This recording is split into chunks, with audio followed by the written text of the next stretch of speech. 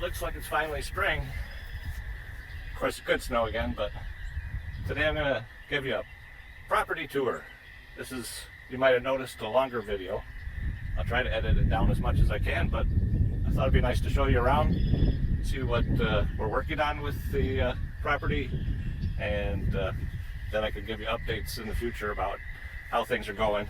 Last year we planted a lot of fruit trees, and they did well through last year, and we had a hard winter. I surrounded the base of the trees with a metal wire fencing, and the snow was higher than some of the guards that I put up. So the rabbits were actually able to chew at the bark above the wires. That was my own fault for not putting them higher. We did have deers browsing on the branches as well, and that was something that I was expecting to have happen, and I was okay with that, but they really destroyed some of them too. So I'll show you around. We're at the back end of the property right here. You can hear the frogs are very happy with the weather, and the weeds are coming on strong here. I'm gonna give you a turnaround here and let you see like a 360 view here. So I'm at the back of the property, and we'll see how this works. Well, a little wonky. Our property ends before the tree line over there. We spin around and we see the neighbors with the horses. One of our favorite things to do is just to come out and visit them, all their outbuildings, and then our house is over that way. Let me show you some of the trees that we've got going on here. Here we go. We've got this American plum, which is doing well, very well, and matched pear for it over here. It's not a pear tree, it's a plum tree. These were put in the fall, and that might be why they're doing better than some of the other trees actually. They might have been too small for people to find to eat on them. Harrigan, that's a plum tree. You see all this growth here, but the problem is that what's growing is the rootstock. So most of the fruit trees that I got are grafted trees, and you can see the graft line right here. This is the plum tree, and then down here we have whatever the specific rootstock was. This is a heart nut. The wood feels good on it, even though it hasn't sprouted yet. I think it's going to. It's pretty early yet in the spring, so I'm holding out hope for some of the things that haven't leafed out yet. That's a project for this spring, is protecting whatever lives better and getting better labels. Check a few more things out. That's stinging nettle. Actually tried eating some of that this spring. It's actually a green that is super good for you. Of course, it's got the stingers on it, but once you boil it up, then it becomes edible and safe, and actually super good for you. Problem is, it tastes kind of like fish, so it's not delicious, but when I paired it with a mustard cream sauce, that was actually pretty good. That doesn't look good. Well, here's one that looks good, and I get a picture of horses with it too. So this is a cherry tree. It's one that should grow quite large. That's why most of the trees are in the way back here. This is our north end of the property, and so all the large trees will fill in and shade this area, and they won't be shading out other parts of the yard like that we would want for gardens and things. So this one came back really well. Looks like it might have been chewed a little bit by the deer, but rabbits didn't get it. We've got the wire here, and the bark is untouched. I'll show you what they did to some of the other trees here. Okay, we'll go down this way a little bit. I like the way the property's broken up into different little areas. It's like we've got some different environments tucked in here and there.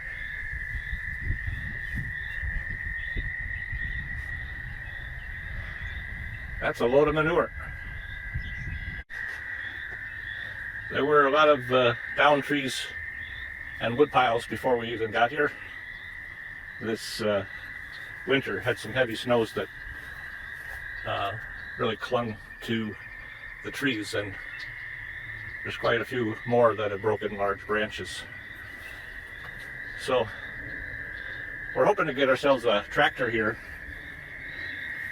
be able to move some of this stuff along, and I'll be, at least in part, building a hugel mound, and I'll make a video about that. Other people have made videos about that, but I think it's interesting, and I'll show you how I do mine. And of course we do want to leave some deadwood around, as it's a good habitat. We don't want everything manicured here. This is some bamboo, and I guess it's a typical habit, at least in a cold weather environment, that the above ground stalks die back in the winter. But we've got leaves coming up, so it has survived. Whether it's going to thrive here or not, we don't know yet. We'll see how it goes. And we're hoping that the stalks get large enough that we're able to harvest them and use them at least for plant stakes. Here's another instance where I had a really healthy tree last year, bubblegum plum, and I'm not sure if it's coming back or not. This one got chewed above the wire here, and it's splitting, which is not a good sign.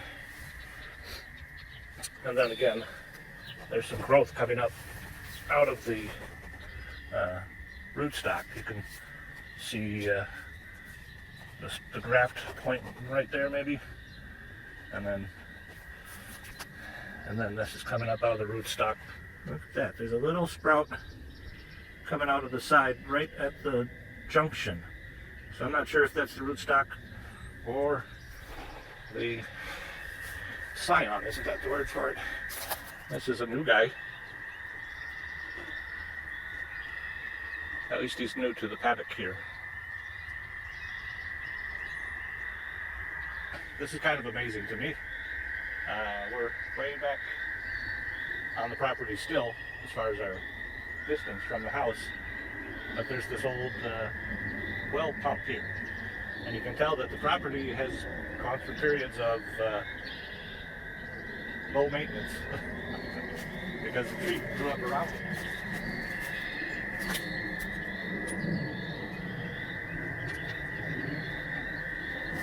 The amazing thing is, it still works.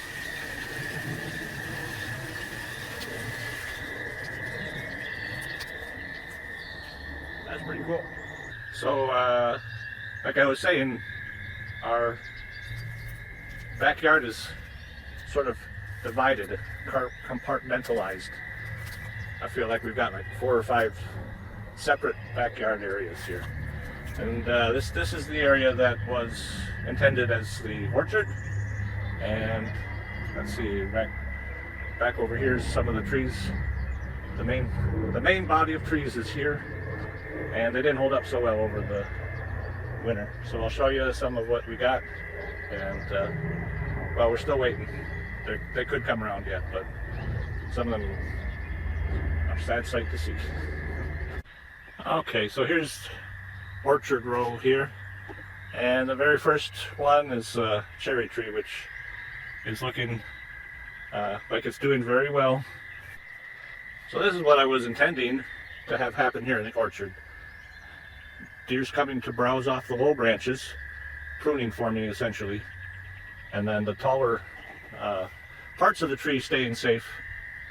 And you know, it's actually probably one of the shorter pieces of base protection that I've got on trees around here, so I'm surprised that it was left alone, but I'll be adding taller sections, even though we probably won't get a load of snow like that for any number of years again. But you know, compare that tree to this guy here, which you know, is tall enough to have avoided being browsed down all the way. But somebody did chew down these lower branches, and then that's just been decimated right there. This one is the same thing, getting destroyed on the lower branches, which is fine. But then it was not eaten down low. And so up high, we've got the growth looking really good, which is just what I wanted. But I wonder who's in there and if they're going to be eating roots. So there's a lot to keep an eye on here. Let's just go down the row. Brutal.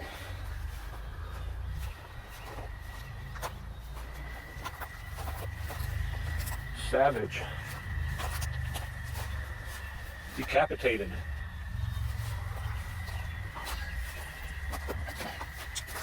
This here was a wisteria tree, and it never grew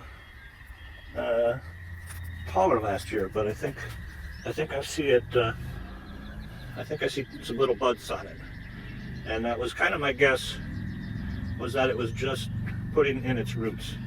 Wisteria has some major root structure. So the reason that we have wisteria in the garden is that it's a nitrogen fixing plant, and so the roots of the wisteria are actually going to be helping to store nitrogen in the soil. So when the roots of the fruit trees and the wisteria meet, the wisteria can trade nitrogen with the fruit trees for probably some of the sugars that they develop in their roots. And so it's a friendly neighborhood kind of a situation. So here I've got a green gauge plum tree, which you know, doesn't look good at the top, but it's actually putting out leaves. But I've also got this sucker coming up from the rootstock, so I'm going to have to cut that out because I don't want the rootstock competing with the tree that I wanted there. So that's the kind of maintenance that I need to do. So aside from this poor tree, which looks like it's going to make another try of it this year, everything in this row back to that plum tree at the other end, they all look dead at the moment. We'll give them more time. There's always a chance that they will find a way to come back, but that's quite the loss. Another thing I put in the fall were a few little pawpaw seedlings, and so far I don't see any life from them, but they weren't eaten either. How do you like our brush pile? It's going to get a lot bigger this year. I didn't show you the backyard at all, really, because it's just a open space that we work and play in. But here's a beautiful old crabapple tree in the front yard, and well, it does have some deadwood, but it's getting ready to blossom, and I guess I'll be sure to get some footage of that when it happens. The rhubarb patch is doing really well. It's too bad I don't like rhubarb. All right, end on a positive note here. Got you in the new greenhouse.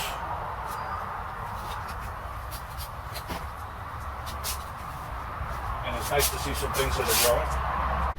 I'll just take you down the rows here. So you can see I recycled some plasticware for my labels. Not everything is coming up yet, and of course certainly might not have everything come up, and that's no surprise, but we've got some butter lettuce and some cabbage here. The pumpkins are going to come up. I've got this section here planted in the bamboo seeds, 3 different kinds of bamboo seeds. They take longer than most plants to germinate, so I'm not expecting to see anything out of them for at least another week. But that's something I'm hoping for. Would really like to have bamboo around the property more than the one that we have.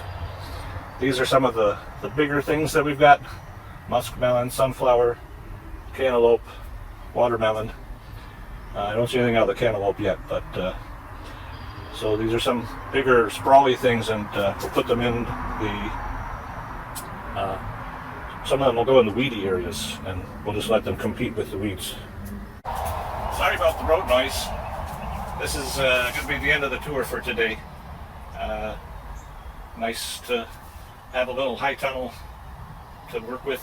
Just got this put together. Could have used it a month ago. Probably could have got started a long time ago, but that is the way it is. Definitely need to balance out my moisture here. So we've got some marigolds that are coming up. A number of other things that haven't sprouted yet. The soil is moist, but they're getting dry on top, so we'll come and spray them down. We are having some luck with the Gazania, and it looks like there's foxglove coming up. It's really tiny. I didn't really know what a foxglove sprout would look like, but they do seem to be doing okay so far, as long as they don't melt in the house here. Dahlia, or no, those are, I think this is Dahlia, and then all of this is lilac. So for some reason, that's coming up. That's probably the best thing we've got going on here. Chicago pickling cucumbers. Well, I guess we're going to have a lot of pickles. We've got zucchini. The eggplant is, I don't know if that's an eggplant. That might have crossed over from alyssum here. But we've got the beefsteak tomato and the Rutger tomatoes here. Cosmos are coming up well as well. And then aside from that, it's looking a little sparse. The thyme is coming up a little bit, and the baby's breath is coming up a little bit. Everybody needs more time. Well, this is going to be where I end the video. I hope you enjoyed seeing around the property here a little bit. See me off of my soapbox for a change. That was nice for me too.